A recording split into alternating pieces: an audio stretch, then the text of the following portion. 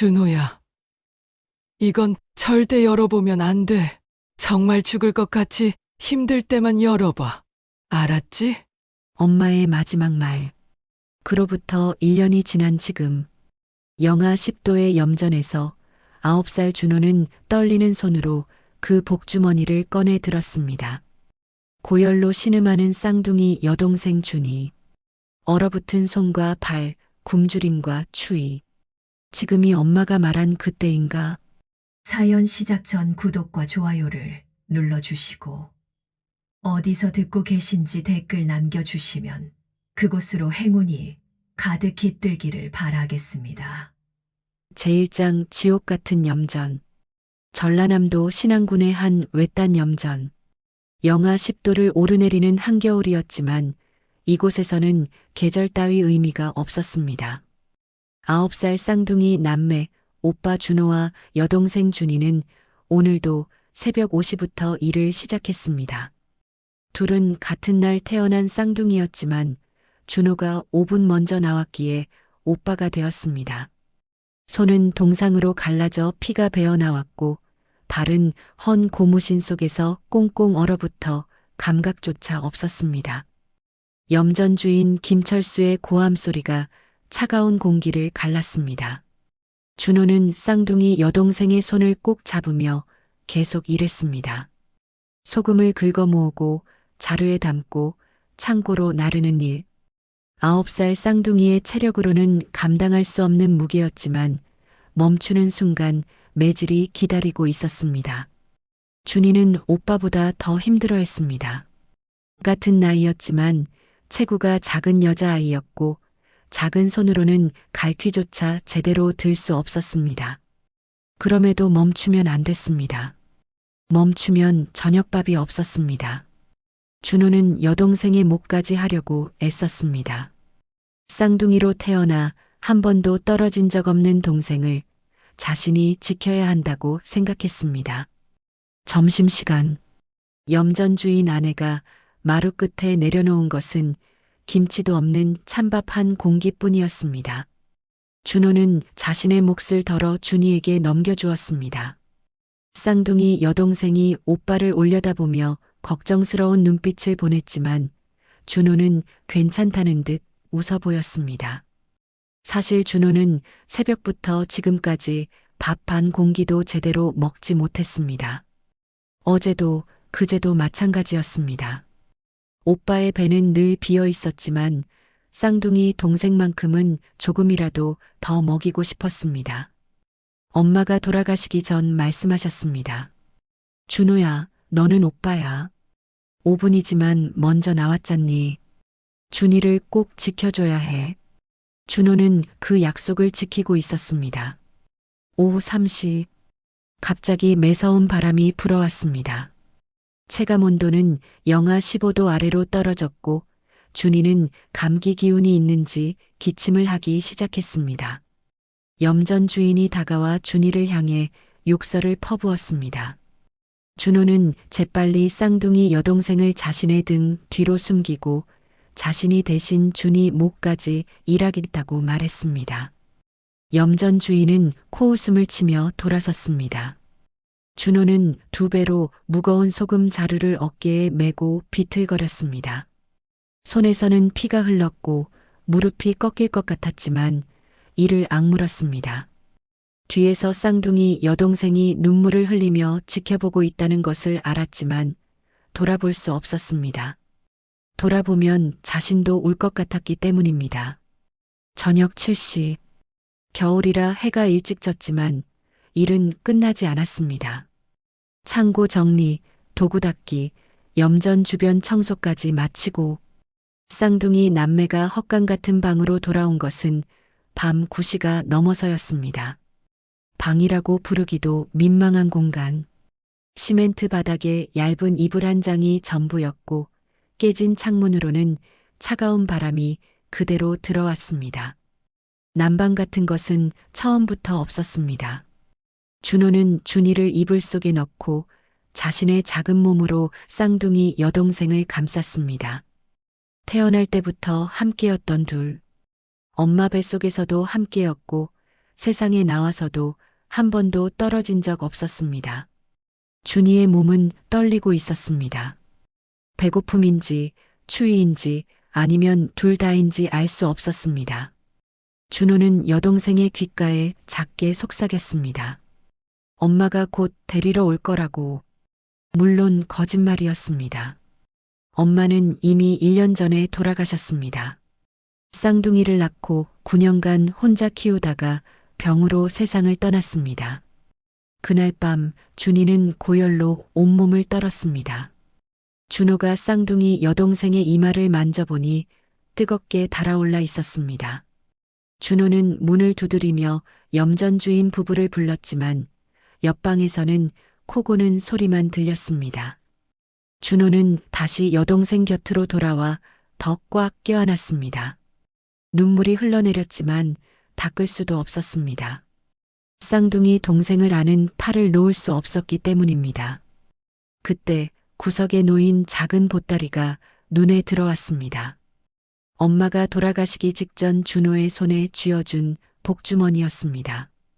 엄마의 마지막 말이 떠올랐습니다. 절대 열어보면 안 된다고. 정말 죽을 것 같이 힘들 때만 열어보라고.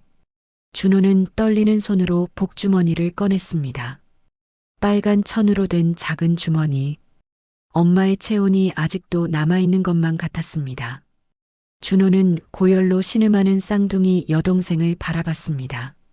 얼어붙은 손과 발, 굶주림과 추위.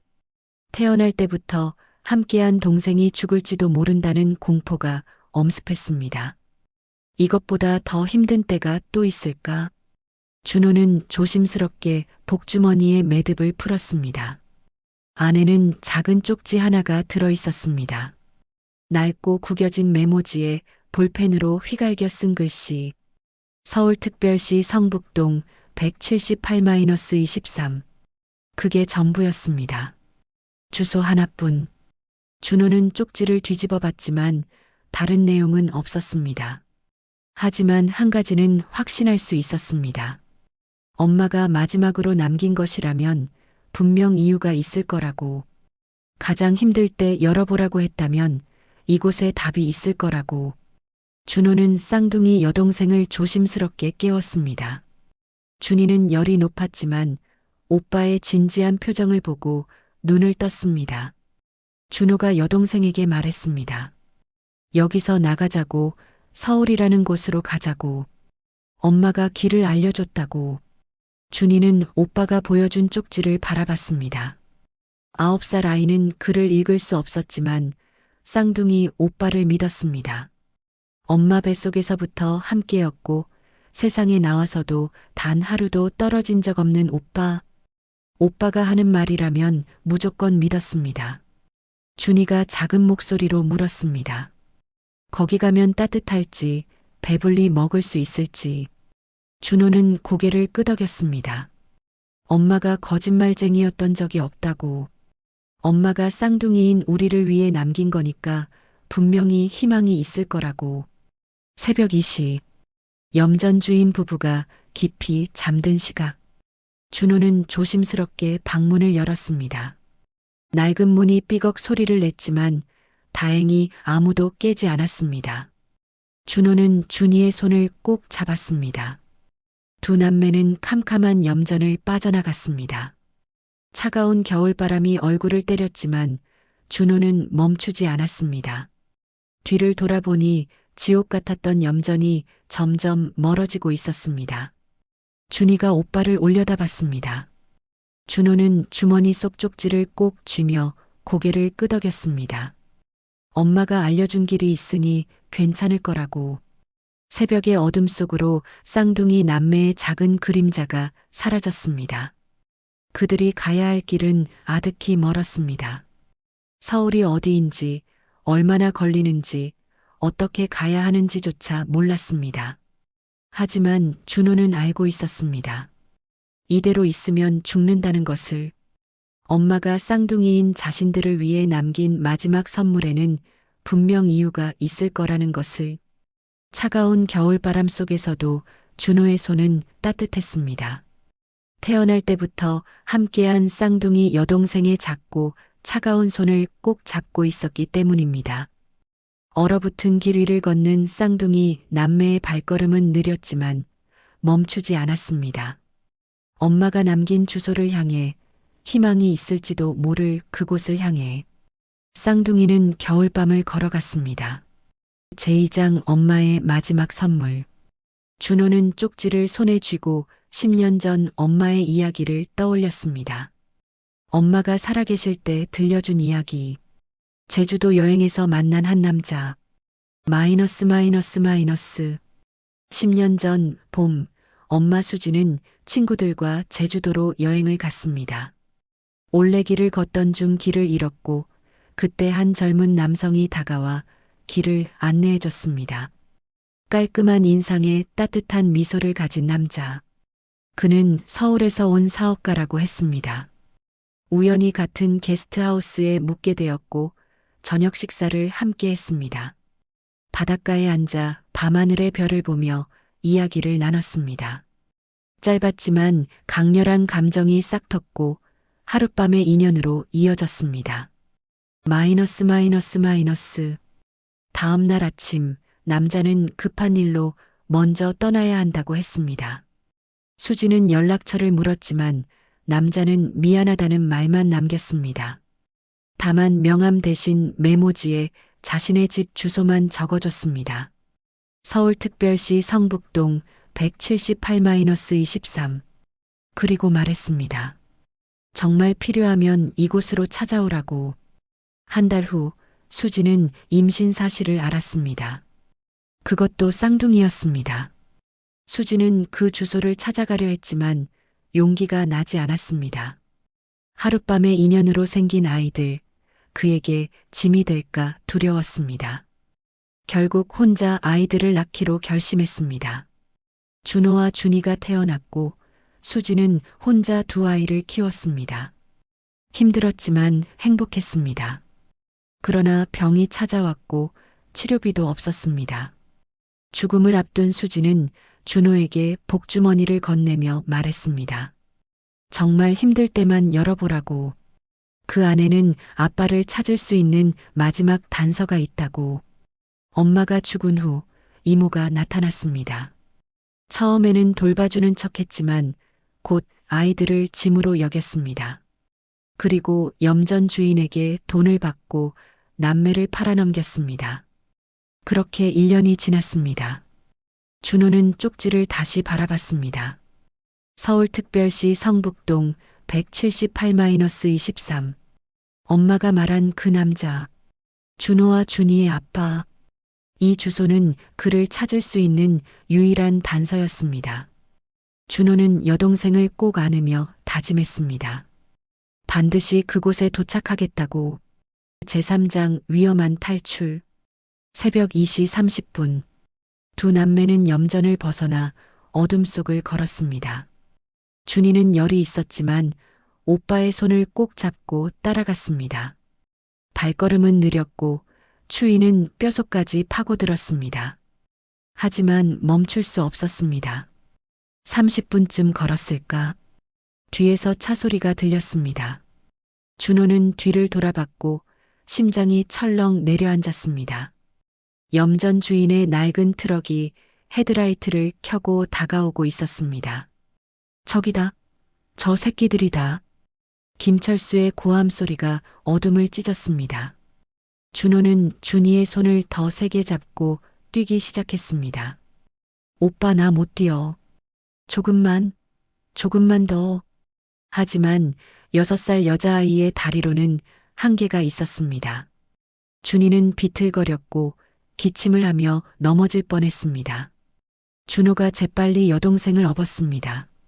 작은 몸이었지만 9살 아이에게는 무거웠습니다. 그래도 준호는 이를 악물고 계속 뛰었습니다. 트럭은 점점 가까워졌습니다. 헤드라이트 불빛이 아이들의 그림자를 길게 늘어뜨렸습니다. 너희 이 새끼들, 거기서. 염전 주인의 아내까지 트럭에 타고 있었습니다. 준호는 국도변까지 뛰어갔습니다.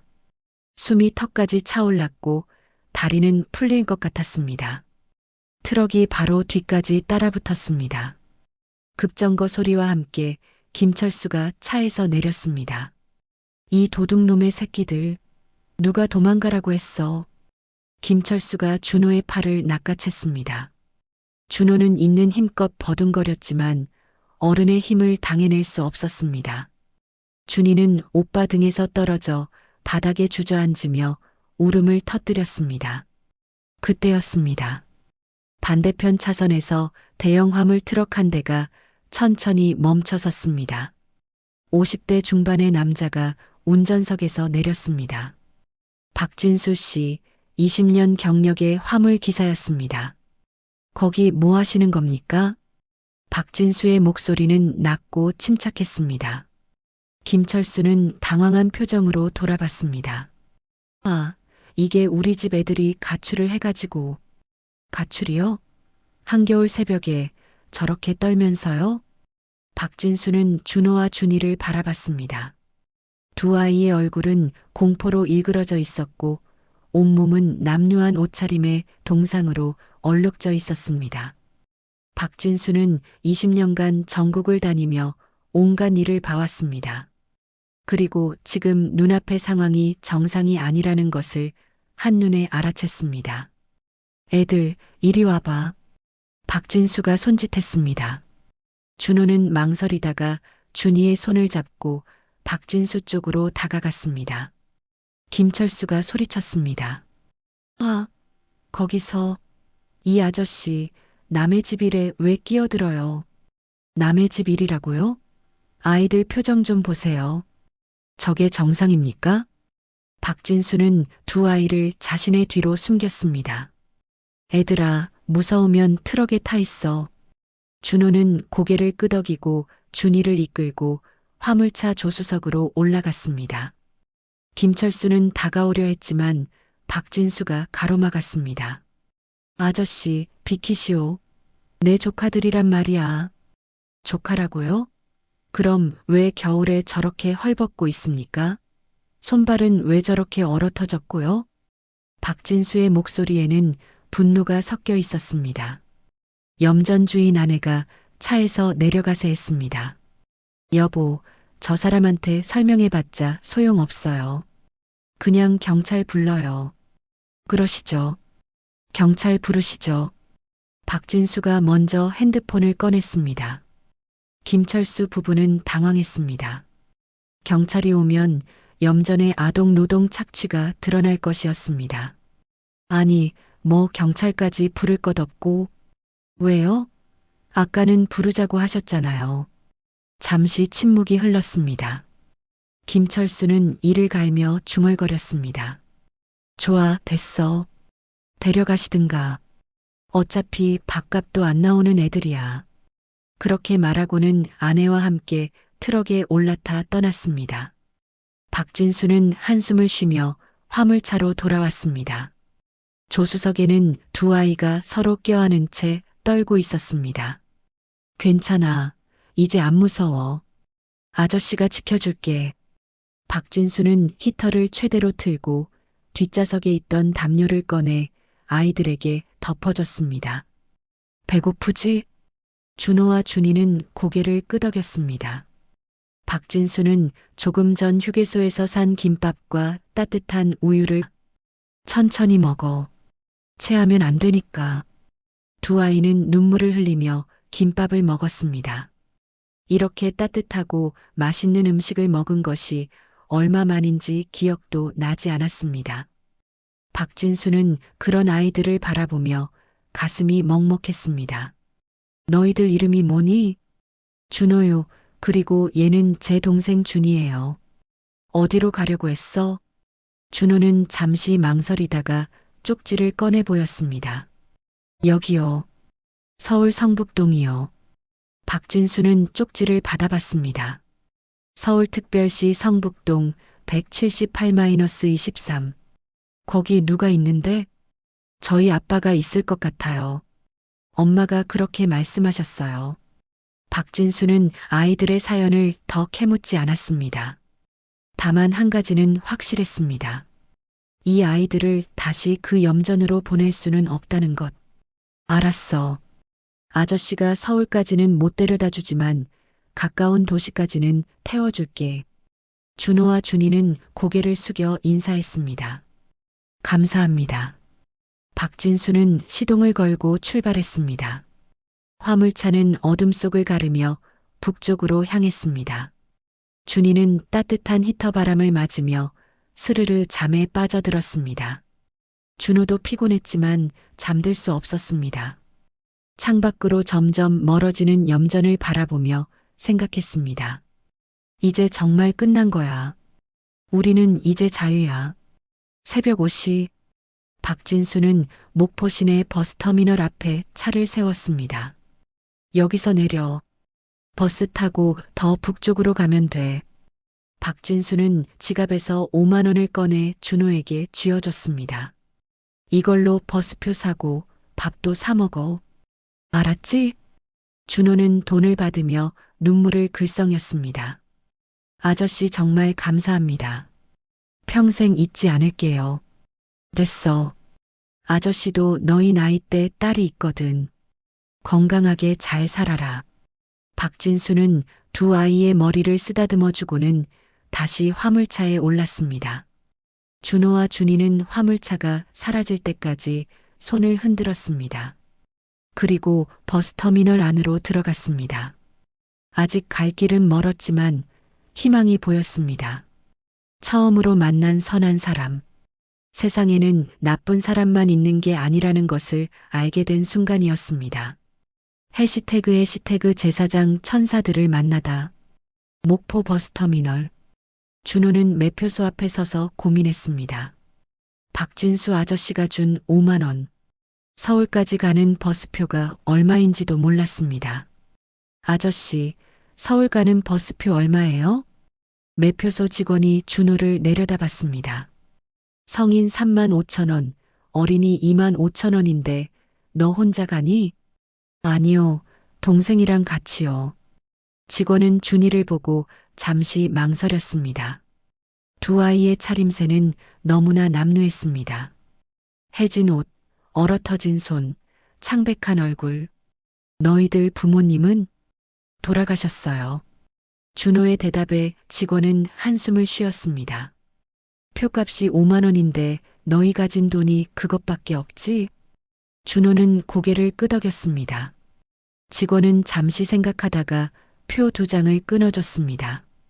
됐어. 그냥 타. 밥은 먹고 가니? 아니요, 괜찮아요. 기다려. 직원은 자리에서 일어나 근처 편의점으로 갔습니다. 그리고 삼각김밥 4개와 우유 2개를 사서 돌아왔습니다. 이거 받아. 배고프면 버스에서 먹고. 준호는 눈물이 날 것 같았습니다. 감사합니다. 오전 7시 버스가 출발했습니다. 준호와 준이는 버스 뒷좌석에 나란히 앉았습니다. 창밖으로 펼쳐지는 풍경. 두 아이에게는 모든 것이 낯설고 신기했습니다. 준이는 삼각김밥을 한 입 베어 물며 말했습니다. 오빠, 사람들이 다 착한 것 같아. 응, 나도 그렇게 생각해. 준호는 창밖을 바라보며 생각했습니다. 세상에는 나쁜 사람도 있지만 좋은 사람도 많다는 것을. 버스는 전주를 거쳐 대전으로 향했습니다. 4시간의 여정 동안 준이는 대부분 잠을 잤습니다. 아직 열이 완전히 내리지 않았지만 따뜻한 버스 안에서 편히 쉴 수 있었습니다. 오후 12시 대전 버스터미널 도착. 준호는 서울까지 가는 표를 끊으려 했지만 돈이 한 푼도 남지 않았습니다. 매표소 직원에게 사정을 말했지만 이번에는 거절당했습니다. 미안하지만 공짜로는 못 태워줘. 규정이 있어. 준호는 터미널 밖으로 나왔습니다. 점심시간이었고 배는 고팠지만 돈이 없었습니다. 준이가 오빠의 옷자락을 잡아당겼습니다. 오빠 배고파? 조금만 참아. 오빠가 뭐 좀 알아볼게.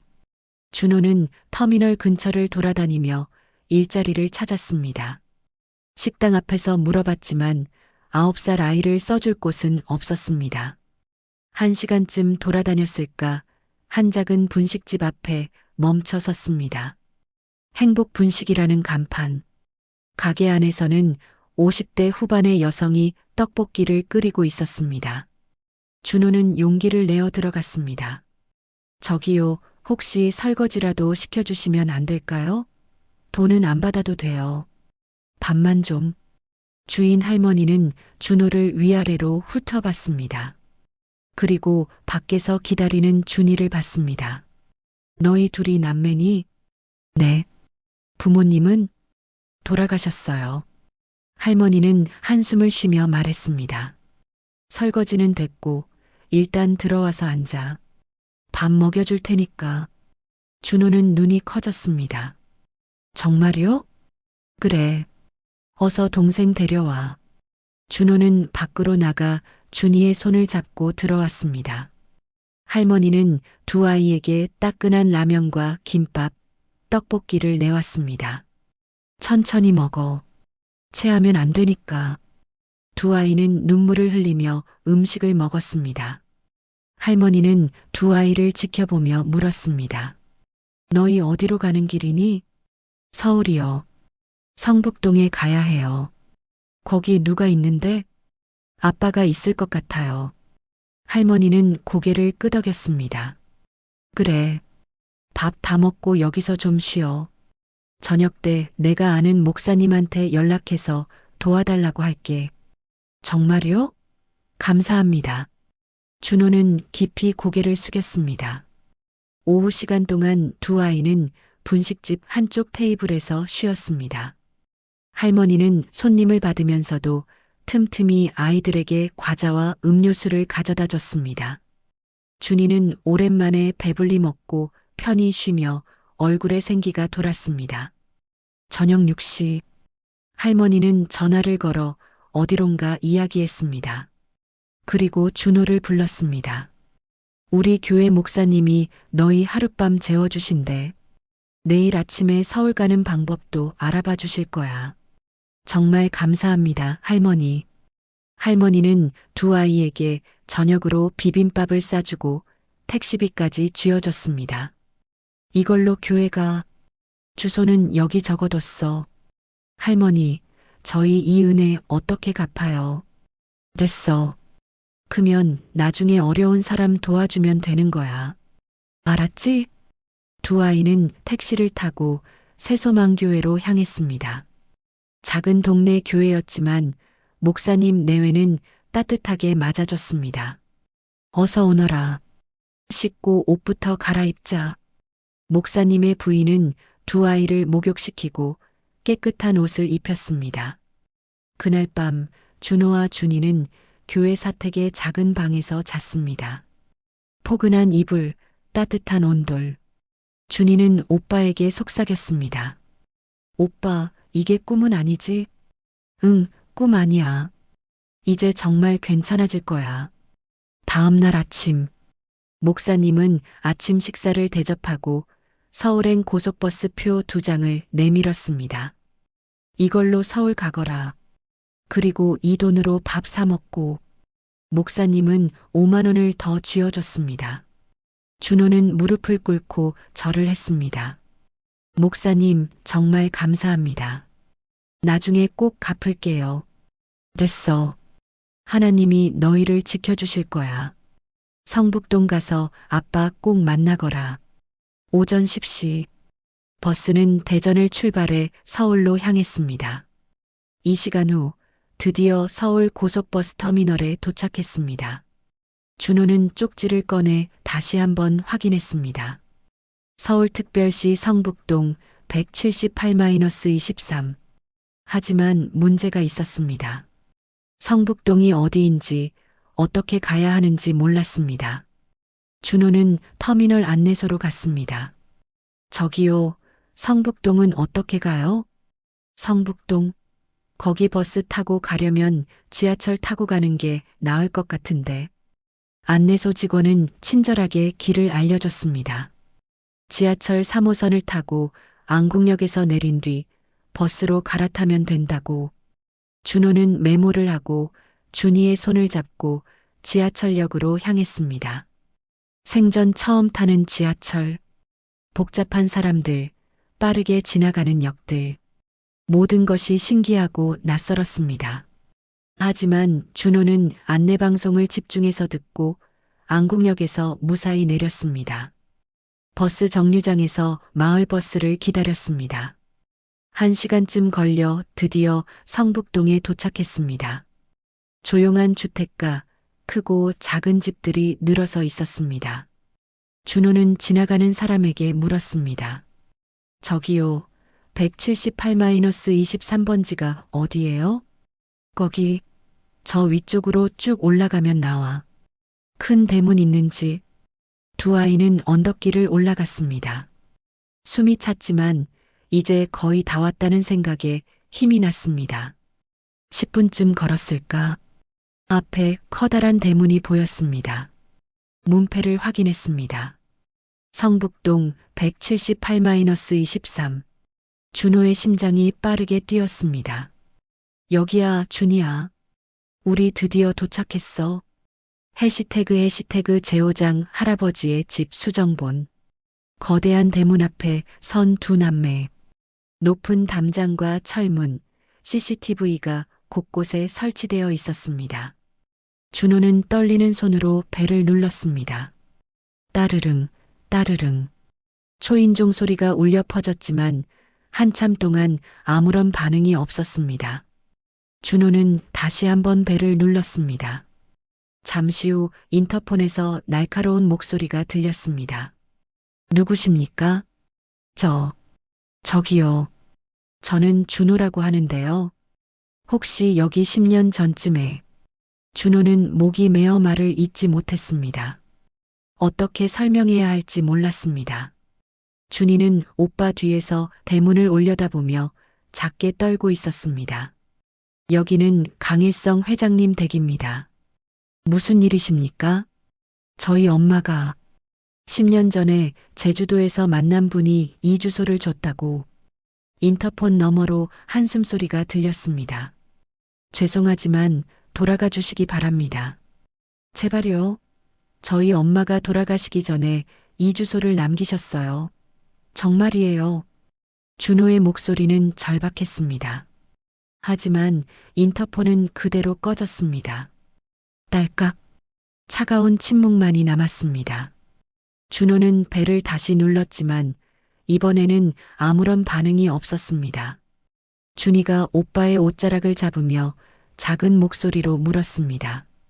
오빠, 어떻게? 준호는 대문을 두드렸습니다.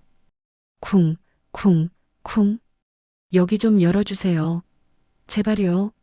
저희는 갈 곳이 없어요. 하지만 대문은 꿈쩍도 하지 않았습니다. 준호의 두 손은 추위와 긴장으로 파랗게 질려 있었습니다. 두 아이는 대문 앞 계단에 주저앉았습니다. 갈 곳도 돌아갈 곳도 없었습니다. 목포사 아저씨가 준 돈도 목사님이 준 돈도 이미 다 써버렸습니다. 준호는 주머니 속 복주머니를 꺼내 꼭 쥐었습니다. 엄마, 우리 정말 여기까지 왔는데 이제 어떻게 해야 해요? 시간이 흘렀습니다. 10분, 20분, 30분. 겨울 해는 빠르게 기울어가고 있었습니다. 준이는 추위에 몸을 웅크리고 준호는 여동생을 안으며 체온을 나눠주려 했습니다. 지나가는 사람들이 두 아이를 힐끗 보고 지나갔지만 아무도 신경 쓰지 않았습니다. 그때 대문이 열리는 소리가 들렸습니다. 기익. 준호는 벌떡 일어섰습니다. 50대 중반의 정장 차림 남성이 나왔습니다. 경비원이었습니다. 얘들아, 여기서 계속 있으면 안 돼. 다른 데 가. 저희는 정말 할 말이 있어요. 제발 좀. 준호의 목소리는 떨리고 있었습니다. 경비원은 두 아이를 자세히 봤습니다. 남루한 옷차림, 얼어터진 손, 간절한 눈빛. 뭔가 심상치 않다는 생각이 들었습니다. 너희 어디서 왔니? 전라남도 신안에서요. 여기까지 걸어오다시피 했어요. 신안? 거기서 여기까지? 혼자서? 준호는 고개를 끄덕였습니다. 경비원은 한숨을 쉬었습니다. 회장님 지금 안 계셔. 그리고 10년 전 일이면 아마 돌아가신 도련님 얘기일 텐데. 돌아가셨다고요? 준호의 얼굴이 하얗게 질렸습니다. 10년 전에 교통사고로 돌아가셨어. 회장님 외아들이셨는데. 준호는 그 자리에 주저앉았습니다. 머리가 하얗게 변했습니다. 아빠를 만날 수 있을 거라는 희망. 엄마가 남긴 주소를 따라오면 뭔가 답이 있을 거라는 믿음. 모든 것이 한순간에 무너졌습니다. 준이가 오빠를 붙잡으며 울기 시작했습니다. 오빠, 그럼 우리 어떻게? 준호는 여동생을 안으며 눈물을 참았습니다. 하지만 눈물이 멈추지 않았습니다. 경비원은 안타까운 표정으로 두 아이를 바라봤습니다. 바로 그때였습니다. 대문 안쪽에서 엔진 소리가 들렸습니다. 부웅. 고급 세단 한 대가 천천히 들어오고 있었습니다. 검은색 마이바흐. 번호판에는 특별한 숫자가 새겨져 있었습니다. 차가 멈춰 섰습니다. 운전사가 먼저 내려 뒷문을 열었습니다. 그리고 70대 중반의 노신사가 천천히 차에서 내렸습니다. 강일성 회장, 영그룹의 창업자이자 한국 재계 서열 5위 안에 드는 인물이었습니다. 회장은 대문 쪽으로 걸어오다가 우연히 계단에 주저앉은 두 아이를 봤습니다. 그리고 멈춰 섰습니다. 아니, 멈춰 설 수밖에 없었습니다. 준호의 얼굴, 심장이 멎는 것 같았습니다. 10년 전 사고로 죽은 아들 강민준. 그 얼굴이 눈앞의 소년과 너무나 닮아 있었습니다. 똑같은 눈매, 똑같은 이마, 똑같은 인매. 어린 시절 민준의 모습 그대로였습니다. 회장은 그 자리에 얼어붙었습니다. 시간이 멈춘 것 같았습니다. 회장은 천천히 다가갔습니다. 한 걸음, 두 걸음. 준호는 다가오는 노인을 올려다봤습니다. 회장의 눈에서 눈물이 흐르고 있었습니다. 너, 이름이 뭐니? 회장의 목소리는 떨리고 있었습니다. 준호요. 저는 최준호고 얘는 제 동생 최준이에요. 최준호. 너 몇 살이니? 9살이요. 강 회장의 손이 떨렸습니다. 10년 전 아들이 죽었을 때가 32살이었습니다. 그리고 지금 눈앞의 아이는 9살. 시기가 정확히 맞았습니다. 회장은 무릎을 꿇고 준호와 눈높이를 맞췄습니다. 너희 엄마 이름이 뭐니? 최수진이요. 최수진. 회장은 눈을 감았습니다. 기억을 더듬었습니다. 10년 전 아들 민준이 제주도 여행을 다녀온 적이 있었습니다. 돌아와서 평소답지 않게 밝아 보였고 누군가를 그리워하는 듯 했습니다. 수진이라는 이름을 중얼거린 적도 있었습니다. 하지만 그 이후 한 달 만에 교통사고로 세상을 떠났습니다. 너희 엄마 사진 있니? 준호는 주머니에서 낡은 사진 한 장을 꺼냈습니다. 엄마가 살아계실 때 찍은 사진. 구겨지고 닳았지만 소중하게 간직한 사진. 회장은 떨리는 손으로 사진을 받아들었습니다. 회장의 눈이 커졌습니다. 그리고 눈물이 쏟아졌습니다. 기억났습니다. 아들의 서재에서 본 적이 있는 얼굴. 책상 서랍 깊숙이 숨겨두었던 사진 속 여인. 민준이 돌아가신 후 유품을 정리할 때 봤던 그 사진. 회장은 준호를 끌어안았습니다. 너희들이구나. 준호는 무슨 일인지 몰라 당황했지만 할아버지의 품은 따뜻했습니다. 준이도 오빠와 함께 할아버지에게 안겼습니다. 경비원은 멀리서 그 장면을 보며 눈시울을 붉혔습니다. 회장은 두 아이를 떼어놓고 얼굴을 자세히 살폈습니다. 준호는 민준을 닮았고 준이는 사진 속 수진을 닮았습니다. 들어오너라. 이제 안전해. 회장의 목소리는 여전히 떨리고 있었습니다. 경비원이 황급히 대문을 활짝 열었습니다. 넓은 정원이 모습을 드러냈습니다. 잘 가꿔진 나무들, 분수, 그리고 저 멀리 보이는 3층 저택. 준호와 준이는 입을 벌린 채 그 광경을 바라봤습니다. 회장은 두 아이의 손을 잡고 저택으로 걸어갔습니다. 현관문이 열리자 집사와 가정부들이 줄지어 서 있었습니다. 회장은 그들을 향해 말했습니다. 이 아이들은 내 손자들이다. 민준이, 내 아들의 아이들이야. 집사와 가정부들은 충격을 받은 표정이었습니다. 10년 전 돌아가신 도련님의 아이들. 하지만 회장의 표정을 보니 의심의 여지가 없었습니다. 집사가 재빨리 지시를 내렸습니다. 객실을 준비하고 따뜻한 물과 음식을 준비하세요. 그리고 의사 선생님을 모셔오세요. 거실에 앉은 두 아이. 거대한 샹들리에, 대리석 바닥, 고급 가구들. 모든 것이 꿈만 같았습니다. 회장은 준호를 마주보고 앉았습니다. 준호야, 내 엄마가 이 주소를 어떻게 알았니? 준호는 조심스럽게 대답했습니다. 엄마가 10년 전에 제주도에서 한 남자분을 만났대요. 그분이 이 주소를 줬다고요. 엄마는 그분을 다시 찾으려 했지만 못 찾으셨대요.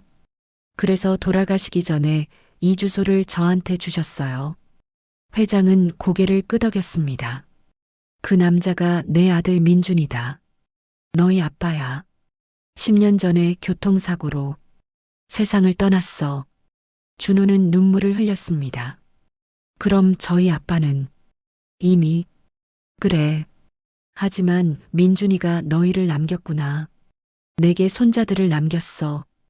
회장은 자리에서 일어나 2층으로 올라갔습니다. 10년간 그대로 보존해둔 민준의 방. 문을 열자 시간이 멈춘 듯한 공간이 나타났습니다.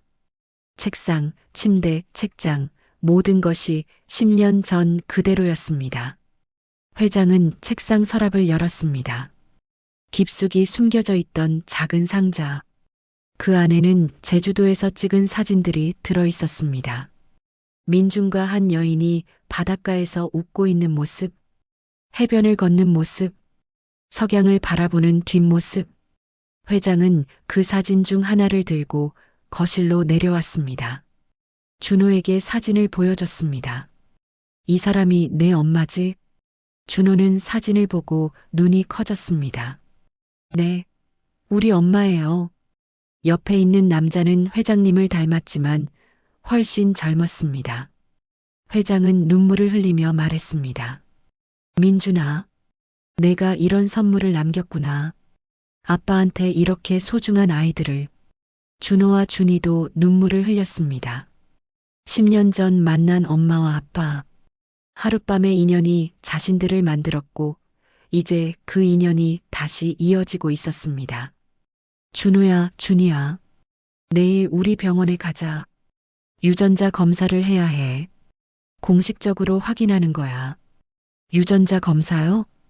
그래. 너희가 정말 내 손자들인지 과학적으로 증명하는 거야. 그래야 법적으로도 너희를 보호할 수 있어. 준호는 고개를 끄덕였습니다. 알겠습니다. 할아버지. 할아버지라는 말을 처음 해봤습니다. 회장은 그 말에 다시 눈물을 흘렸습니다. 그래, 내가 내 할아버지다. 이제부터 내가 너희를 지켜줄게. 그날 밤 가정부가 두 아이를 깨끗한 객실로 안내했습니다. 킹사이즈 침대 2개가 놓인 넓은 방.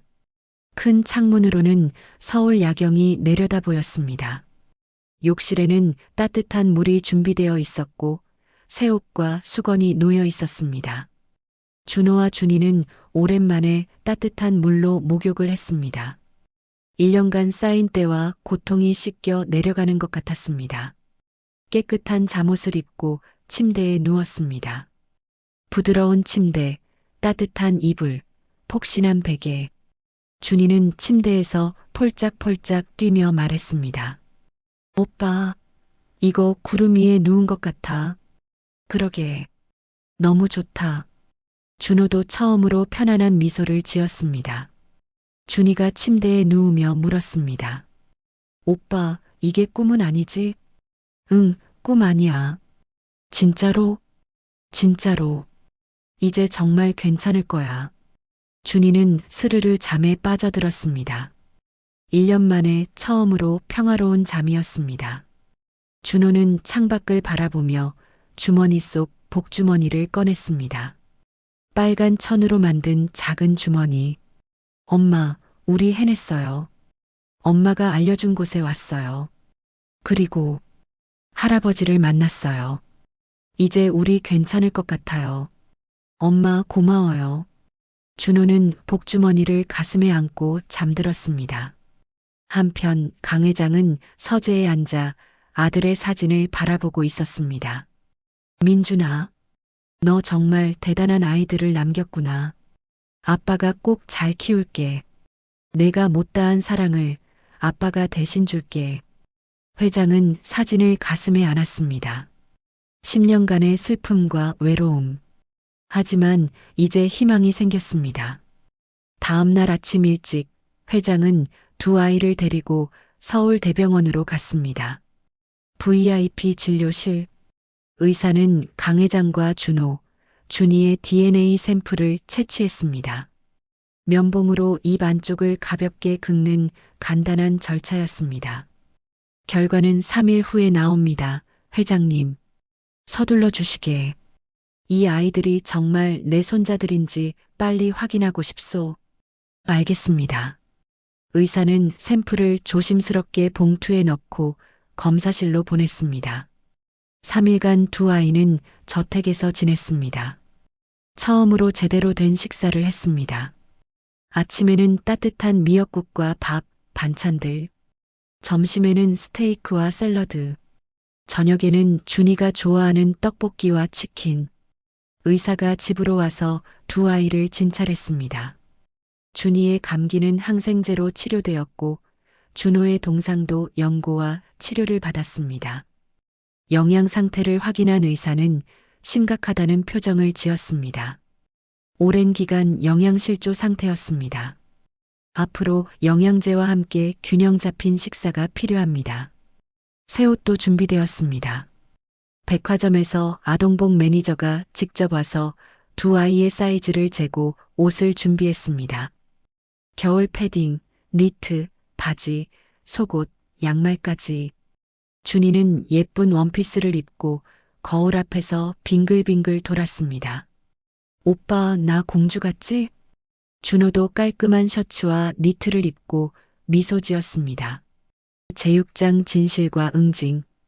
유전자 검사 결과가 나온 다음 날, 강 회장은 비서실장 장민석을 불렀습니다. 장민석은 20년간 회장을 보좌해온 측근이었습니다. 회장은 두 아이의 이야기를 모두 들려주었습니다. 염전에서의 1년 탈출, 그리고 서울까지의 여정. 장민석의 얼굴은 점점 굳어졌습니다. 회장님, 그 염전 주인들과 이모를 반드시 처벌해야 합니다. 그래. 즉시 조사에 들어가게. 그리고 경찰에 고소장을 제출하게. 알겠습니다. 최고의 변호사팀을 구성하겠습니다. 장민석은 즉시 움직였습니다. 먼저 사설 탐정을 고용해 염전의 실태를 조사했습니다. 신안군의 그 염전. 탐정은 3일간 잠복하며 증거를 수집했습니다. 염전에는 준호와 준이 외에도 다른 아이들이 있었습니다. 10대 초반으로 보이는 아이 둘. 모두 제대로 된 임금도 받지 못한 채 강제 노동을 하고 있었습니다. 탐정은 몰래 촬영한 영상과 사진을 장민석에게 전달했습니다. 장민석은 증거 자료를 정리했습니다. 아동 노동 착취, 폭행, 임금 체불, 인신구속, 그리고 준호가 제공한 정보를 바탕으로 이모의 행적도 추적했습니다. 최수진이 죽은 후 이모 최영희는 아이들을 염전에 팔고 500만 원을 받았습니다. 인신매매죄가 명백했습니다. 일주일 후 모든 준비가 끝났습니다. 강 회장은 경찰청장에게 직접 전화를 걸었습니다. 재벌 회장의 전화를 받은 청장은 즉시 수사팀을 구성했습니다. 신안군 염전 아동 노동 착취 사건 전담팀. 새벽 5시 경찰차 세대가 염전 앞마당에 도착했습니다. 김철수와 그의 아내는 잠에서 깨어 당황했습니다. 경찰입니다. 문 열어주십시오. 김철수는 황급히 문을 열었습니다. 뭔 일이요? 아동 노동 착취 및 폭행 혐의로 긴급 체포합니다. 형사가 영장을 보여주었습니다. 김철수는 얼굴이 하얗게 질렸습니다. 아니 그게. 경찰은 염전을 샅샅이 조사했습니다. 헛간 같은 방에서 4명의 아이들이 발견되었습니다. 모두 영양실조 상태였고 동상과 상처 투성이었습니다. 아이들은 경찰을 보자 울음을 터뜨렸습니다. 구조되었다는 안도감 때문이었습니다. 김철수 부부는 수갑이 채워졌습니다. 억울합니다. 우리는 먹여주고 재워준 건데. 먹여주고 재워줬다고요? 아이들 상태 좀 보십시오. 이게 사람 대접입니까? 형사의 목소리는 차가웠습니다. 경찰차가 김철수 부부를 싣고 떠났습니다.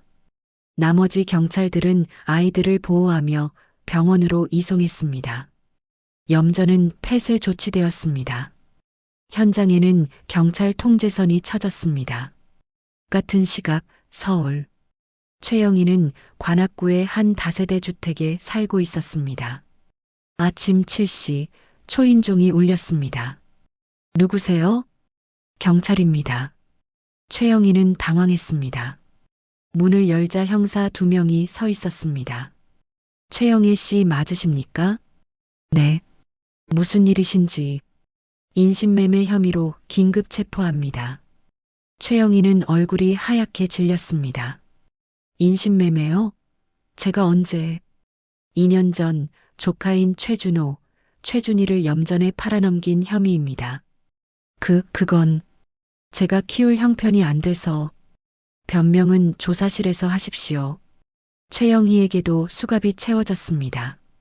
이웃들이 문을 열고 구경했습니다. 최영희는 고개를 숙인 채 경찰차에 실려갔습니다. 그녀가 받은 500만 원은 이미 다 써버렸고 통장에는 10만 원도 남지 않았습니다. 사흘 후 조사 결과가 나왔습니다. 김철수 부부는 10년간 총 15명의 아이들을 불법으로 고용했습니다. 대부분 가출 청소년이거나 연고가 없는 아이들이었습니다. 임금은 전혀 지급하지 않았고 폭행과 학대가 일상이었습니다. 검찰은 강력하게 기소했습니다. 아동복지법 위반, 근로기준법 위반, 폭행, 감금, 강요. 최영희는 인신매매 및 아동유기 혐의로 기소되었습니다. 강 회장이 선임한 변호사팀은 철저하게 준비했습니다. 한 달 후 첫 공판이 열렸습니다. 서울중앙지방법원. 방청석에는 강 회장과 준호가 앉아 있었습니다. 준이는 아직 어려서 집에 남았습니다. 김철수 부부가 수갑을 찬 채 법정에 들어왔습니다. 초라한 모습이었습니다. 재판장이 입장하고 재판이 시작되었습니다. 검사가 일어나 기소 내용을 낭독했습니다. 피고인들은 2015년부터 2024년까지 10년간 총 15명의 미성년자를 불법 고용하여 임금 없이 강제 노동을 시켰습니다. 특히 피해자 최준호, 최준희 남매의 경우 2023년부터 1년간 검사의 목소리가 법정에 울려 퍼졌습니다. 김철수의 변호사가 일어났습니다. 재판장님, 피고인들은 단지 아이들을 먹여주고 재워준 것뿐입니다. 노동의 대가라고요? 검사가 반박했습니다. 9살 아이에게 하루 12시간 노동을 시키고 밥 한 공기로 때우는 게 정당한 대가입니까? 증인으로 의사가 출석했습니다. 피해 아동들은 모두 심각한 영양실조 상태였습니다. 특히 최준호 군의 경우 체중이 같은 나이 평균의 70%에 불과했고 동상으로 인한 조직 괴사가 진행 중이었습니다. 의사의 증언에 방청석에서 한숨소리가 들렸습니다. 김철수 부부는 고개를 숙인 채 아무 말도 하지 못했습니다. 증거는 명백했고 변명의 여지가 없었습니다. 재판장은 엄숙한 표정으로 피고인들을 바라봤습니다. 다음 공판에서는 최영희의 재판이 열렸습니다. 그녀는 법정에서 울면서 변명했습니다. 저도 먹고 살기 힘들었어요. 조카 둘을 키울 형편이 안 됐다고요.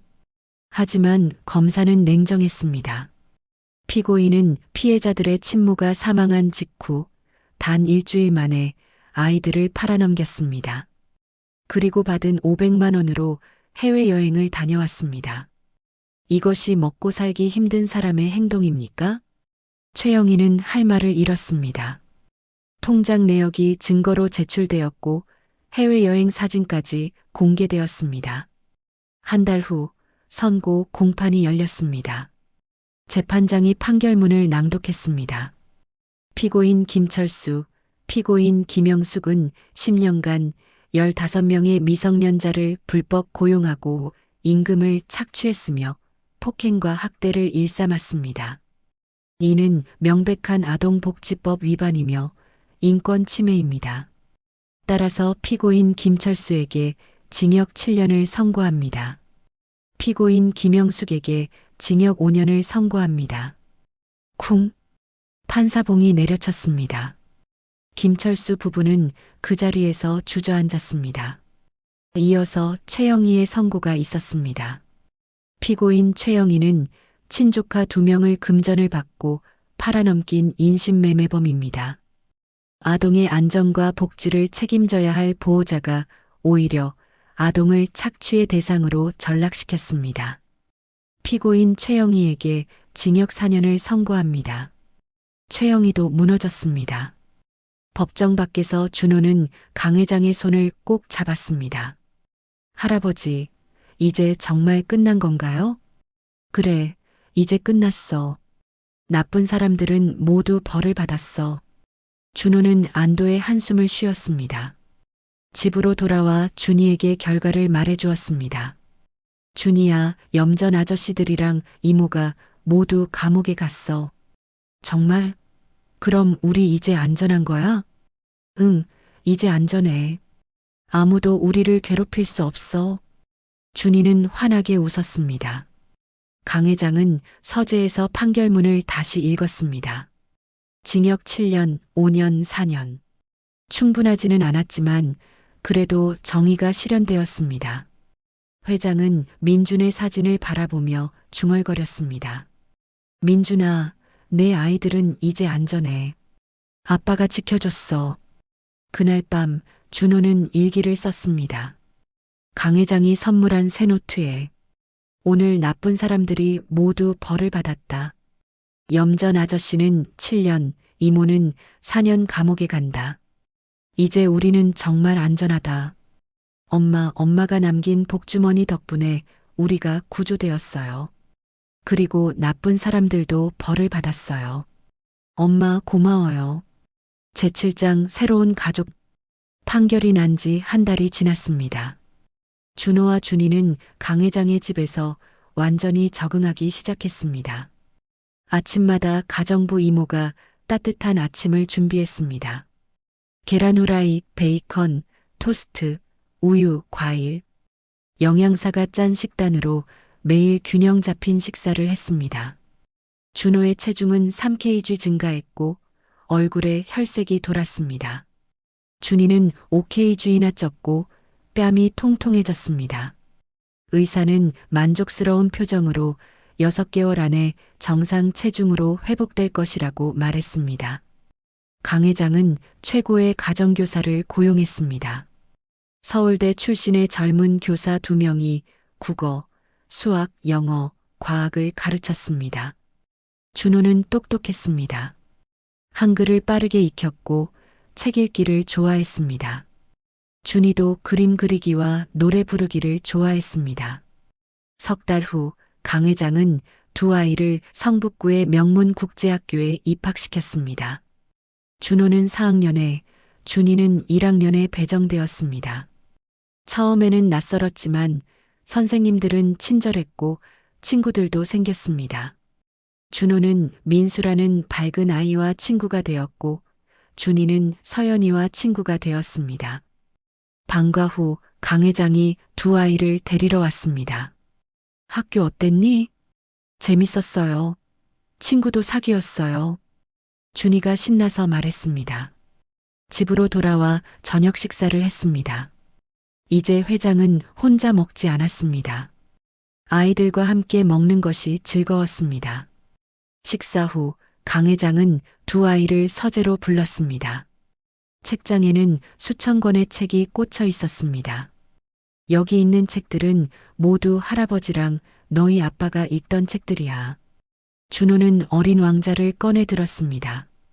그날 밤부터 준호는 매일 밤 책을 읽었습니다. 준이는 피아노를 배우기 시작했습니다. 음악 선생님이 일주일에 3번 집으로 왔습니다. 준이는 재능이 있었습니다. 한 달 만에 작은 별을 칠 수 있었고 거실에서 연주를 했습니다. 강 회장과 준호, 집사와 가정부들이 모두 박수를 쳤습니다. 시간이 흘렀습니다. 1년 후 준호는 5학년이 되었고 반에서 상위권 성적을 유지했습니다. 영어도 유창해졌고 수학 경시 대회에서 상도 받았습니다. 준이는 3학년이 되었고 학교 합창단에 들어가 학예회에서 독창을 했습니다. 강 회장은 객석에서 눈물을 흘렸습니다. 어느 주말 강 회장은 두 아이를 데리고 양평으로 드라이브를 갔습니다. 저녁에는 바비큐를 구워 먹었습니다. 모닥불 앞에서 세 사람은 이야기를 나눴습니다. 할아버지, 우리 아빠는 어떤 사람이었어요? 너희 아빠 민준이는 정말 착한 아이였어. 똑똑하고 따뜻하고 책임감도 강했지. 할아버지, 아빠는 우리를 알았을까요? 준이가 물었습니다. 아니, 민준이는 너희가 태어난 줄도 몰랐어. 하지만 분명 하늘에서 너희를 보고 있을 거야. 강 회장은 두 아이를 안았습니다. 준호는 하늘을 올려다보며 마음속으로 아빠에게 말했습니다. 1년 반이 지났습니다. 어느 날 강 회장은 두 아이를 민준의 묘소로 데려갔습니다. 강민준 1992-2024 준호와 준이는 무릎을 꿇고 절을 올렸습니다. 아빠, 저희예요. 준호랑 준이예요. 처음 뵙습니다.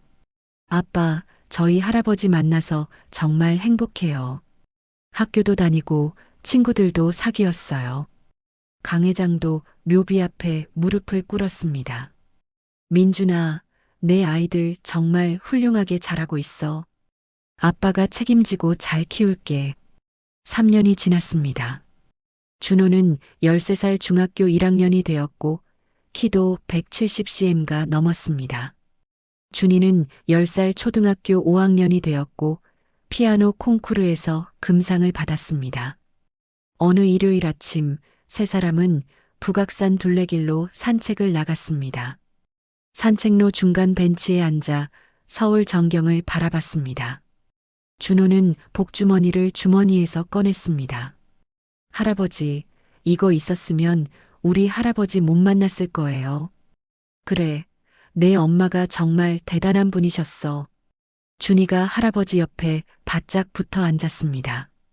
할아버지, 우리 계속 이렇게 행복하게 살 수 있죠? 물론이지. 할아버지가 평생 너희를 지켜줄 거야. 따뜻한 봄바람이 불어왔습니다. 벚꽃 꽃잎이 바람에 날려 세 사람 주위를 맴돌았습니다. 할아버지 사랑해요. 준호가 말했습니다. 저도 할아버지 사랑해요. 준이도 따라 말했습니다. 강 회장은 눈시울을 붉혔습니다. 할아버지도 너희를 정말 사랑한단다. 너희는 내 삶의 마지막 선물이야. 그날 저녁 준호는 일기를 썼습니다. 3년 전 나와 준이는 염전 노예였다. 추웠고 배고팠고 무서웠다. 하지만 엄마가 남긴 복주머니를 열었고 할아버지를 만났다. 이제 우리는 행복하다. 엄마, 아빠, 감사합니다. 할아버지, 사랑합니다. 10년이 흘렀습니다. 준호는 28살이 되었고 영그룹의 이사로 일하고 있었습니다. 준이는 25살이 되었고 피아니스트로 활동하고 있었습니다. 강 회장은 93세가 되었습니다. 어느 가을날 회장은 두 손자를 불렀습니다. 할아버지, 이제 많이 늙었어. 너희를 만나서 정말 행복했어. 너희는 할아버지의 마지막 선물이야. 준호와 준이는 눈물을 흘렸습니다. 강 회장은 복주머니를 꺼내 준호에게 돌려줬습니다. 이게 모든 것의 시작이었죠. 1년 후, 강일성 회장은 94세의 나이로 평화롭게 눈을 감았습니다. 장례를 마치고 준호와 준이는 민준의 묘소를 찾았습니다. 할아버지는 민준 옆에 묻혔습니다. 아빠, 할아버지, 저희 이제 정말 혼자가 됐어요. 하지만 괜찮아요. 할아버지가 가르쳐준 대로 살게요. 10년 후, 준호는 38살이 되었고 영그룹의 회장이 되었습니다. 그리고 새희망 재단을 설립해 학대받는 아이들을 도왔습니다. 재단 개소식에서 준호는 자신의 이야기를 했습니다. 저는 15년 전 염전 노예였습니다. 이제 제가 받은 도움을 다른 아이들에게 돌려줄 차례입니다. 어느 가을날 준호는 6살 된 딸 수진이를 데리고 가족 묘소를 찾았습니다. 준호는 딸의 이름을 엄마 이름을 따서 지었습니다. 수진아, 여기가 증조할아버지랑 할아버지 계신 곳이야. 준호는 딸에게 자신의 이야기를 들려줬습니다. 준호는 주머니에서 빨간 복주머니를 꺼냈습니다. 25년이 지났지만 여전히 소중하게 간직하고 있었습니다. 수진아, 이게 아빠 엄마가 남긴 거야. 이게 없었으면 아빠는 여기 없었을 거야.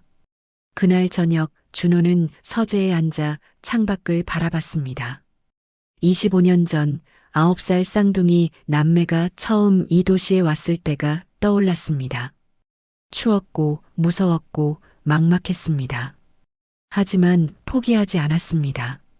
준호는 복주머니를 가슴에 안았습니다. 엄마, 아빠, 할아버지, 저 잘 살고 있어요. 그리고 엄마가 남긴 사랑을 세상에 전하고 있어요. 감사합니다. 사랑합니다. 창밖에서 별들이 반짝였습니다. 추운 겨울, 염전 노예였던 쌍둥이 남매. 엄마가 죽기 전에 남긴 복주머니를 열어봤고 그 안에 있던 주소 하나를 따라 서울까지 왔고 할아버지를 만나 새로운 삶을 살게 되었습니다. 그리고 이제 그 아이들은 어른이 되어 받은 사랑을 세상에 돌려주고 있었습니다. 포기하지 않으면 기적은 찾아온다는 것을, 사랑은 결코 사라지지 않는다는 것을 그들의 삶이 증명하고 있었습니다. 오늘의 이야기가 여러분의 마음에 작은 울림을 드렸다면 구독과 좋아요 부탁드립니다. 그리고 댓글로 여러분의 생각을 나눠주세요. 여러분 모두에게 희망이 가득하기를 바랍니다.